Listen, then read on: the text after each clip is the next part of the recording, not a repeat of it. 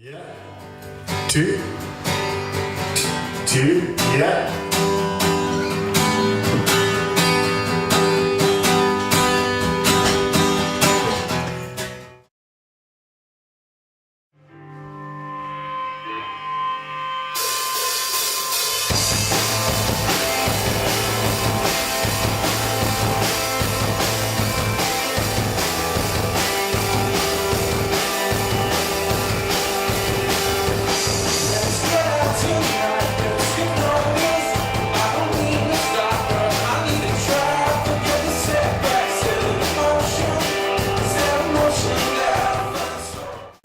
No, first time here. The drummer's girlfriend lives near here, so he's got an extensive knowledge of the place. But no, it's my first time.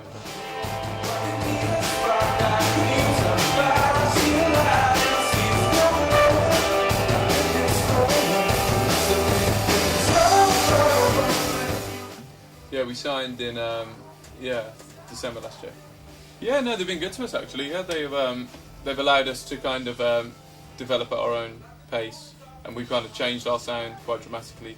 We were signed as like an acoustic act, and we've steadily got more louder and a bit more of an aggressive sound.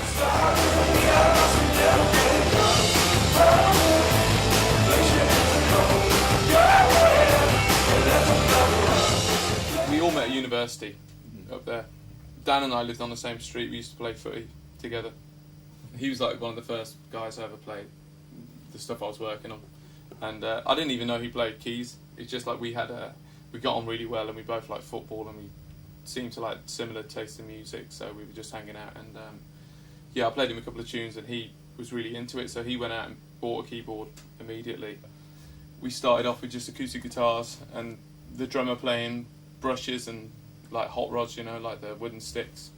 And more and more we kind of branched out because we wanted to create a much broader sound and more depth to it, really. So we introduced my younger brother on bass, and now live we play with a guy called Cameron Miller.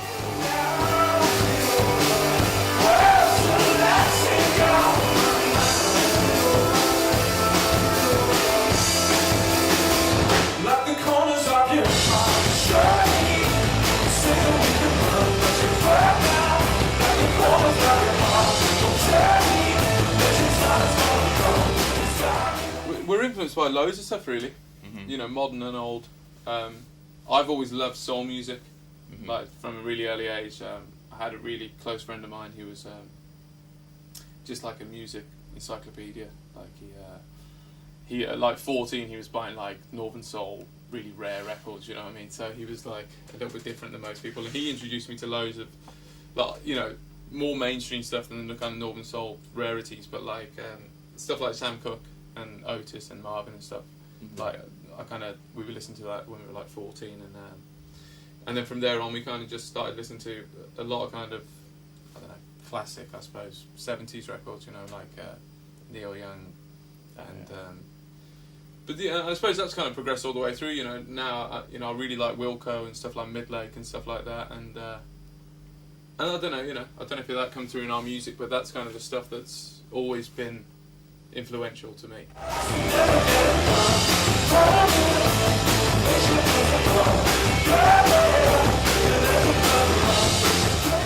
We were playing a radio 2 session with Demo O'Leary, and you have to play a cover, and we've been we never play covers together. We always just used to work on our own stuff, we just never really kind of got around to it.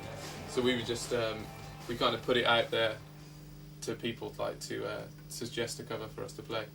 So we got loads through. It was like quite unexpected. Like a lot of stuff was just like Oasis and stuff like that, and that wasn't going to happen. So but in the end we chose Womack and Womack, Teardrops, which was sweet. Like it's a tune that I've always loved. I've even liked the kind of shitty dance version of it as well.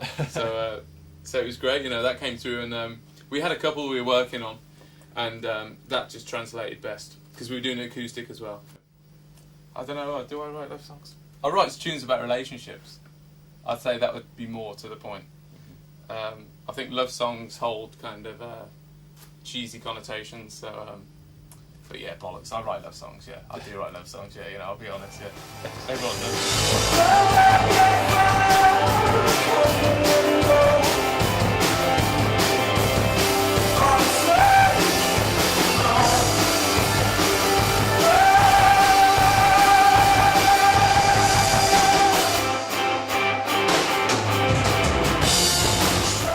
Everyone has complicated relationships, but yeah, like, a lot of the album really is based upon like first-hand experiences, really, and at that time, you know, I was kind of in and out of a relationship, and you know, it's quite damaging at times for both parties, you know.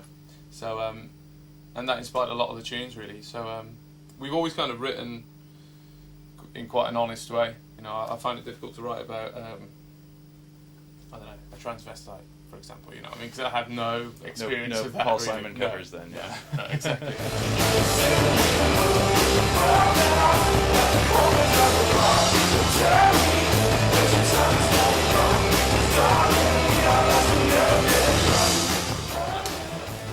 That's it. Cool. Wicked. Thanks. Yeah, thanks, Jay. I know.